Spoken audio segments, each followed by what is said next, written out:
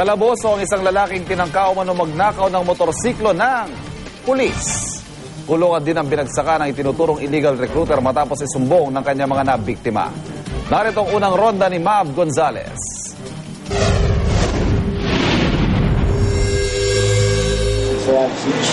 Kulong ang inabot ng hinihinalang illegal recruiter sa Maynila matapos umanong tangayin ang mahigit 100,000 piso ng siyam na biktima. Nangako raw ang suspect na si Melinda Pascual na ipapadala sa Singapore bilang waiter ang mga biktima. Nangolekta ng pera si Pascual na panglakad ng papeles at hinihintay na lang daw na pumirma sila ng kontrata.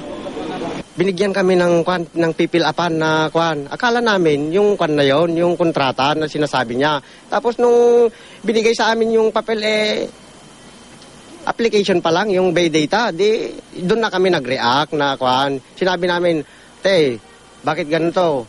Sinabi na namin na yung mga binayaran namin, hinihingi na namin yung mga resibo, wala siyang may pakita. Pinaghirapan nga namin yung perang yun, kaya gusto naming mabawi rin.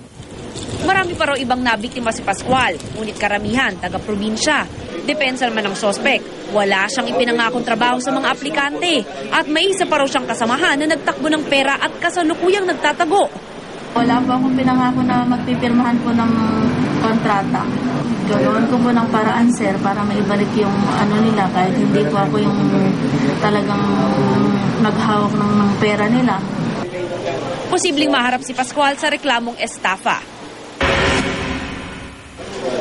Timbog din ang lalaking ito matapos umanong pagtangka ang nakawin ang motorsiklo ng isang pulis.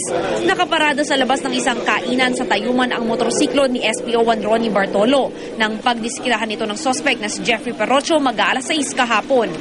Napansin niya na may isang lalaking kinakalikot yung motor niya, so sinususian na at sinusubukang paandarin.